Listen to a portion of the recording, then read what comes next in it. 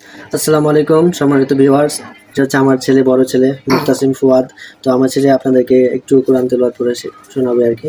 বাবা বলো তো, আলিফ আলিফ বা বা তা তা তা সা ছা জিম জিম হা আউপর হা হা খ ক দাল দাল জাল দাল র র জা দা সিন শিন শিন শিন সদ সদ দদ দু ত দু ত দু জ দু আইন আই গইন ওয়াই ফা ফা কফ কুফ কাফ কাফ লাম লাম মিম মিম নুন নুন ওয়াও নুন ওয়াও ওয়াও হা বলো হা হামজা আমদা লাম আলিফ রেস ইয়া ইয়া মাশাআল্লাহ। আছে